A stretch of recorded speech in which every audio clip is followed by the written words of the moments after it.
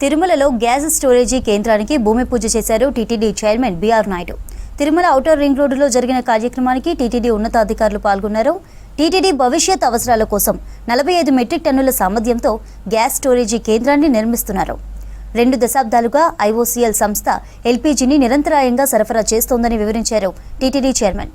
ఇకపై 30 సంవత్సరాల పాటు ఎల్పీజీ సరఫరాకు టీటీడీ ఐఓసీఎల్ ఒప్పందం కుదిరిందని తెలిపారు. మొత్తం 8.13 కోట్ల వ్యయంతో 1.86 ఎకరాల విస్తీర్ణంలో ఈ ప్లాంట్ను ఐఓసీఎల్తో కలిసి 6 నెలల్లో పూర్తి చేస్తామని చెప్పారు. ఈ గ్యాస్ను లడ్డూ ప్రసాదాలు, అన్న ప్రసాదాల తయారీకి వినియోగిస్తామన్నారు.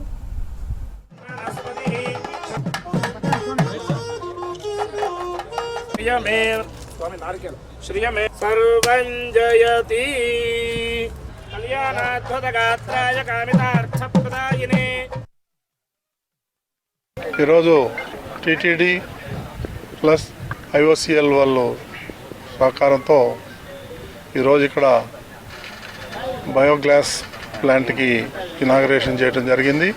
ఇది సుమారు రోజుకి ఏదైతే వేస్ట్ మెటీరియల్ ఉందో అది 55 టన్నులు ప్రతిరోజు వస్తుంది.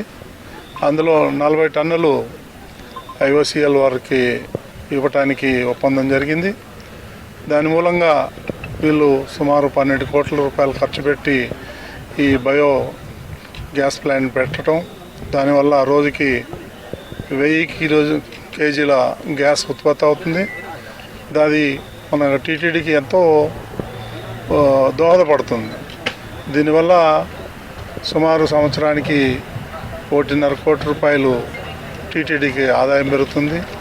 అన్ఇంటరప్టెడ్ గ్యాస్ వస్తుంది.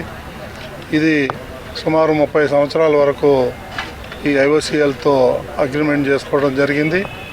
ఇదే విధంగా రాను ఐఓసీఎల్ టీటీడీ కలిసి ఇటువంటి ప్లాంట్స్ ఇంకా పెట్టి కాబట్టి టీటీడీ కూడా ఎంతో మేలు జరుగుతుంది, పొల్యూషన్ కంట్రోల్ అవుతుంది. ఇవన్నీ చాలా ఉపయోగాలు ఉన్నాయి. ఇంతవరకు 30 మెట్రిక్ టన్ ఎల్పిజి ప్లాంట్ ఉండింది. దాన్ని ఈ రోజున మేము 45 మెట్రిక్ టన్ కెపాసిటీకి కన్వర్ట్ చేస్తున్నాము. అదే కాకుండా సేఫ్టీ ఫీచర్స్ కూడా ఎన్హాన్స్ చేసి ఎంతో విధంగా దోహదపడేట్లు తయారు చేస్తున్నారు. Waste to energy conversion exercise జరుగుతుంది. ఇప్పుడు ఇక్కడ ఎల్పిజి ప్లాంట్లో దాదాపు 9 కోట్లు ఇన్వెస్ట్మెంట్ జరుగుతుంది. సిబిజీ ప్లాంట్లో సార్ చెప్పినట్లు 12 కోట్ల ఇన్వెస్ట్మెంటు అక్కడ కూడా జరుగుతుంది.